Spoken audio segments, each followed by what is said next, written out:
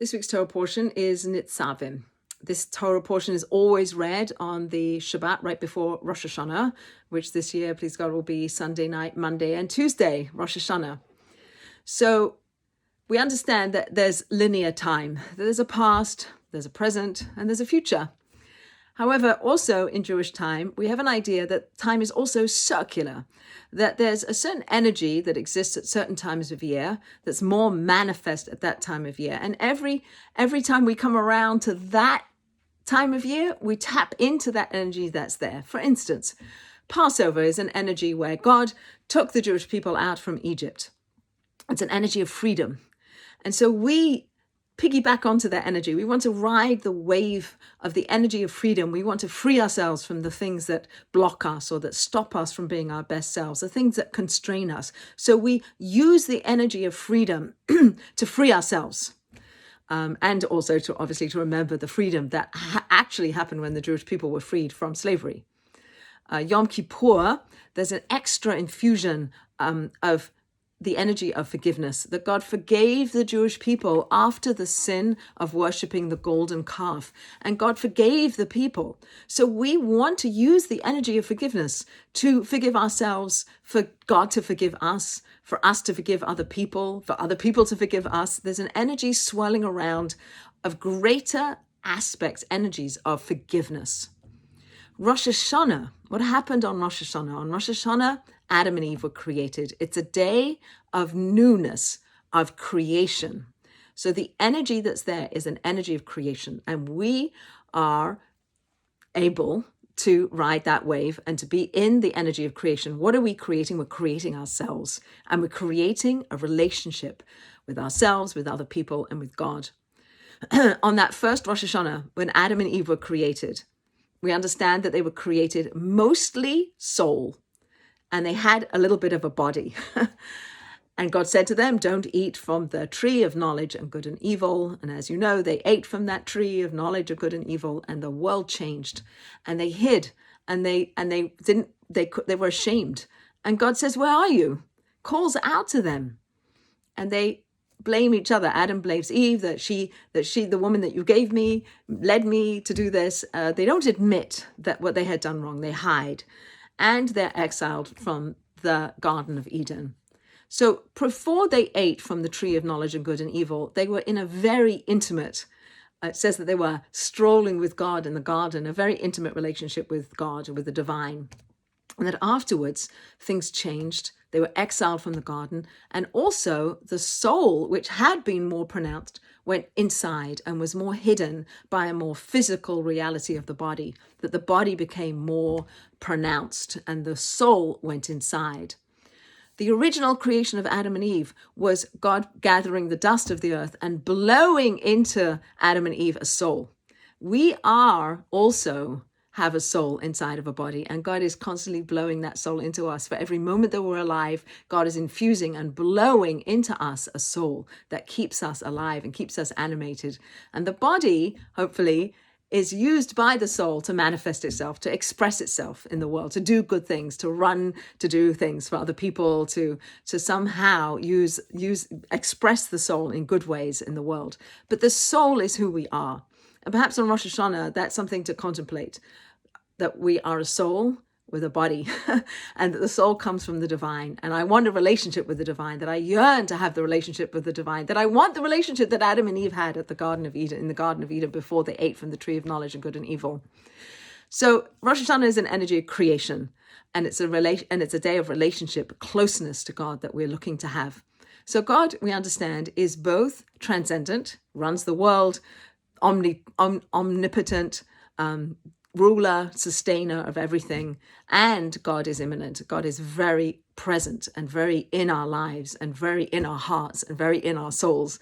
So we live with this paradox that God is transcendent and that God is immanent.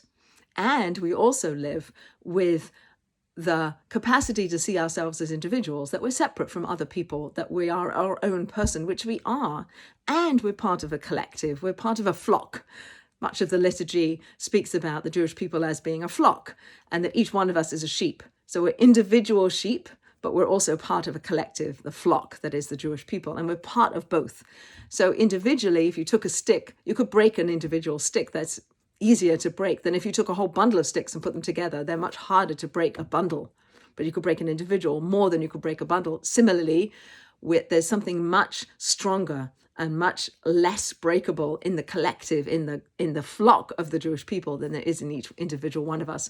So on Rosh Hashanah, traditionally, it is a time to come together with other people, to be in synagogue or to come together with our families. But there's an idea of connecting to the collective that we are.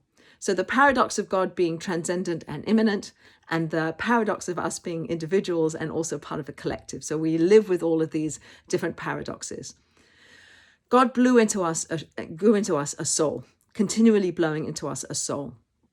When we stood at Mount Sinai, before God gave the 10 Commandments, there was a shofar that came from the heavens. A blast of a shofar came from the heavens, and it was heard by all the people. All the souls of every Jew were at Mount Sinai. We all heard it. We all were present, and we all had the experience of that shofar blast at Mount Sinai.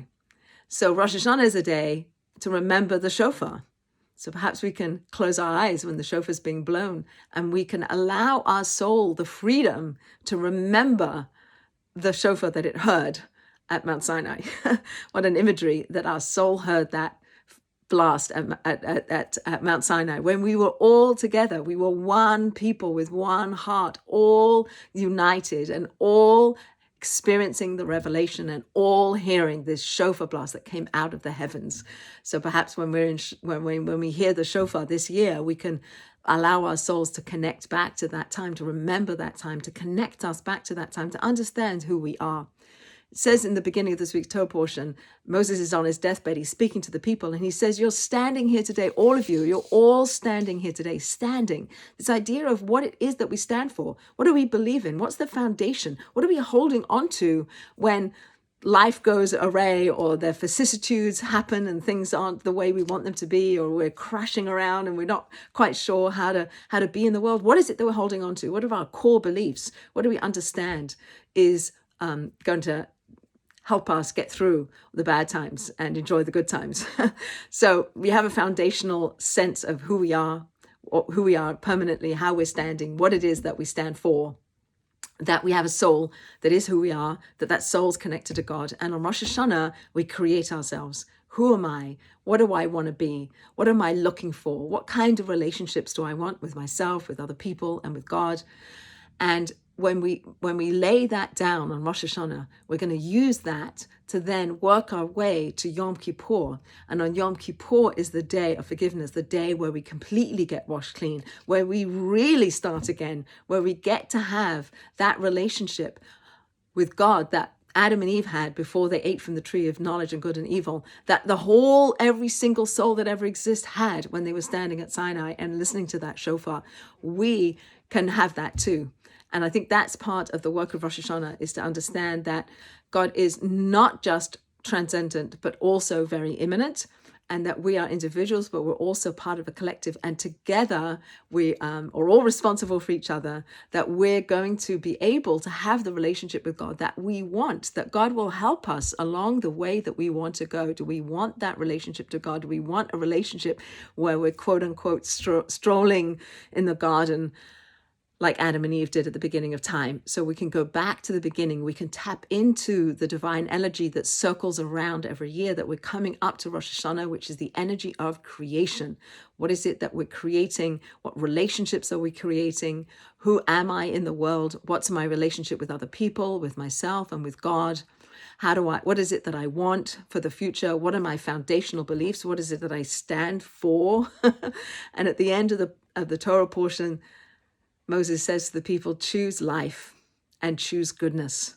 And I think that's an imperative for all of us, to choose life that is good, to choose a good life, to do good things, and to be a good person, and to work on ourselves to be the person that we have the potential to be, because we're all a soul, a divine spark of godliness that is being blown into us. And when we take that breath and we blow it back out, and the sound of the shofar reverberates around the world or reverberates in our synagogues, that we can tap into something that's much bigger than ourselves and understand who we are in the greater expansiveness of creation. And we can really achieve, if we all want it, a year of peace, a year of good health, a year of joy, and please God, a year with no more sorrow.